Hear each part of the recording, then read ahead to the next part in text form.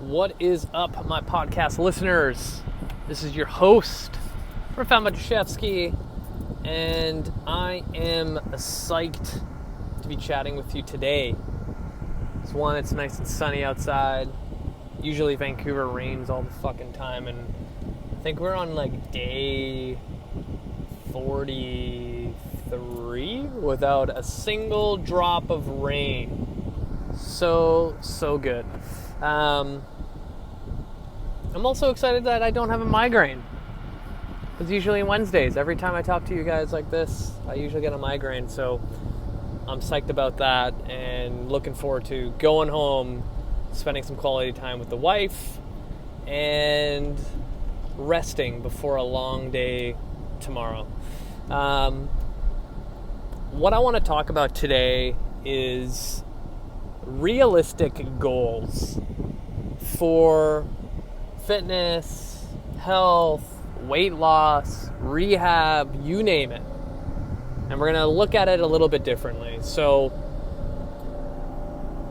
I saw this post by Andrew Coates, fantastic coach out in Edmonton, I believe. I've had him on my show before. I've been on his podcast as well. And he's been posting a lot of those, Twitter screenshots of sayings. And he had a really great one talking about, rather than thinking about, I want to lose 20 pounds, that kind of goal is very it's just out there. It doesn't really give you any specific thing to kind of focus on, right? So if you look at, say, a 4-year degree in university, and I brought this example up before, kind of within your syllabus of here's what we do in the first couple weeks, here's what we do in the fall, here's what we do here, and you already know the outline. You have the outline in front of you, and every time you take a class, course, whatever it is, you get your syllabus and you already know what you're kind of getting yourself into. And you can do the same thing with that, goal of losing 20 pounds, right? So instead, it's okay, number one, how fast do you want to be able to lose 20 pounds? And, let's say that we are realistic and we're aiming for, 8 months, right? Realistically. In those 8 months, how does that look on paper if I had to write it down? Let's reverse engineer weight loss. How does that look? We all know that you need to move more, eat less. So how does that actually look? So maybe you're a person that hasn't really taken their,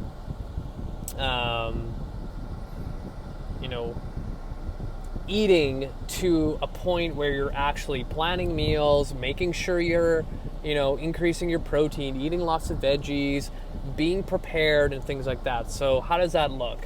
Making sure, number one, you have all your meals taken care of. So it's like meal prepping. So I'm going to start meal prepping every single Sunday. So then I have stuff ready to go or stuff prepped and easy to, pack and go, or stuff that I can just throw together like a salad that takes 5 minutes and I'm ready to go to work type of thing. So that's number one.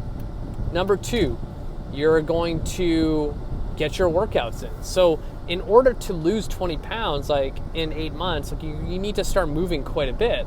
So why not have a goal that every single month, and I'm going to backtrack a little bit with that whole meal prepping thing. So it's okay, every Sunday I'm going to take 4 hours out of my day to make sure I am meal prepping and have stuff ready on hand to, bring with me to work, school, whatever it is. So now in a month, I have allotted 4 days a week. 4 times in a month. So every Sunday, 4 hours of meal prep. Then I'm going to look at my exercise. So knowing that 20 pounds is quite the feat to do, I'm going to have to exercise quite a bit. So I'm going to dedicate 4 hours a week of going to the gym.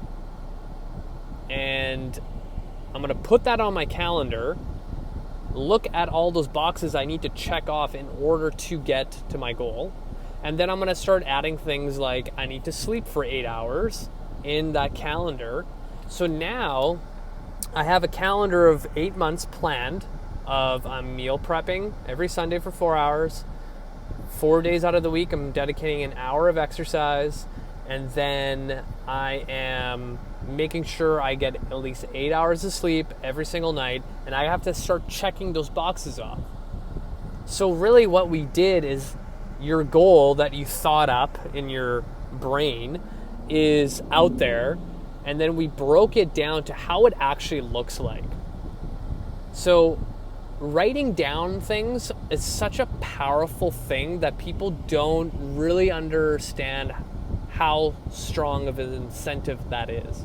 Because if you have one of those big calendars that you always see people use in front of you with all those boxes you need to tick off in order to meet your goal, and you see that your first week you've worked out once and didn't meal prep, you know that you fucked up, and you know that you're not probably going to get to your goal if you do another week like that, right? It gives you that accountability to get there.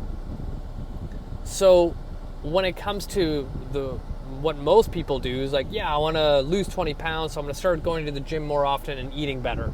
And they just kind of hope for the best that that's going to happen. But you and I both know that at some point you're going to realize like, hey, it's been 3 months and I only lost a pound. Because most likely in those 3 months, you did my example from earlier where we got to the gym once on week 1, week 2 you did twice. By week 6, you're averaging like maybe 2 workouts a week. Meal prep is hit or miss, and you think you're doing all the right steps and things that you're supposed to be doing, but you're actually missing quite a bit. So then when that 3-month mark kind of rolls around and you weigh yourself and you're like, I've only lost 2 pounds, I've been working so hard. But really, we don't even have the self-awareness to understand that we're not actually doing as much as we should.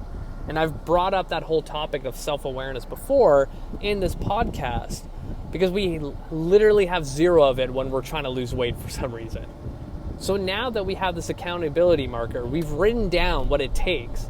So let's say we have 16 workouts in the month, multiply that by 8, see if you can actually hit all those workouts.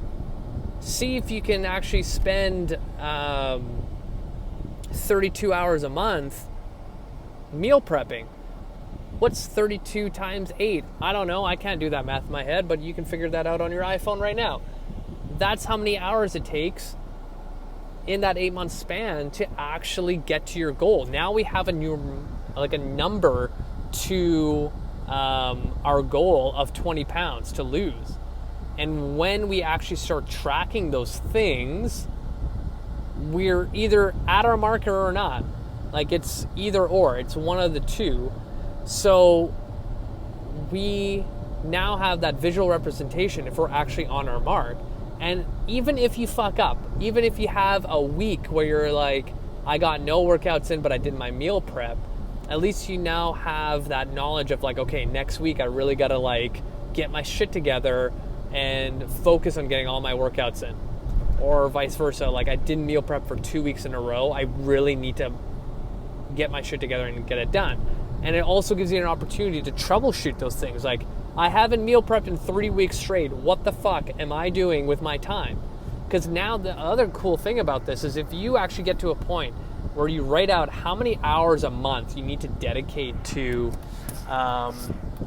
your health goal of 20 pounds, you might need to like rethink of some priorities in your life that maybe, binge watching Loki because everyone's been talking about that show, you can actually maybe take away from binge watching and put that towards your meal prep. You know what I mean?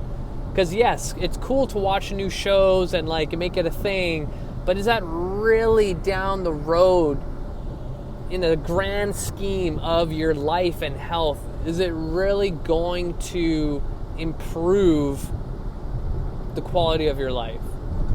Probably not. Probably not. So, we now have reverse engineered that 20-pound goal.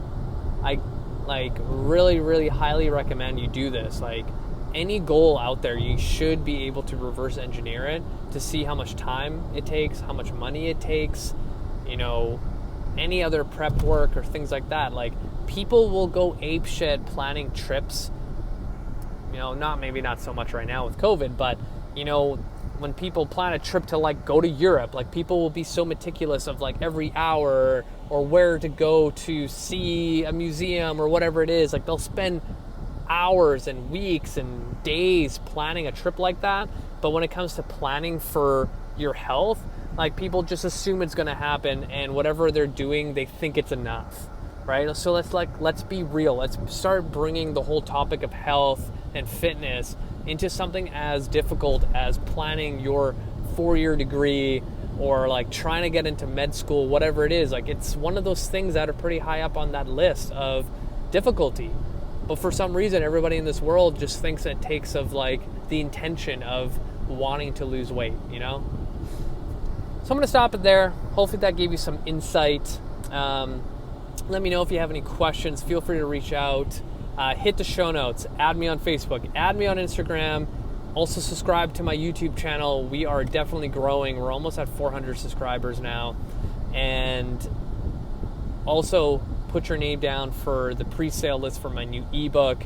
I've been working so freaking hard on this thing, trying to make it perfect for you guys. So you will get an email the moment it's ready, and you can get it before everybody else out there in the internet world. That's it from you guys. Thank you so much. Hopefully this got you, pumped up and ready to go for your Wednesday. I love you all. Until next time.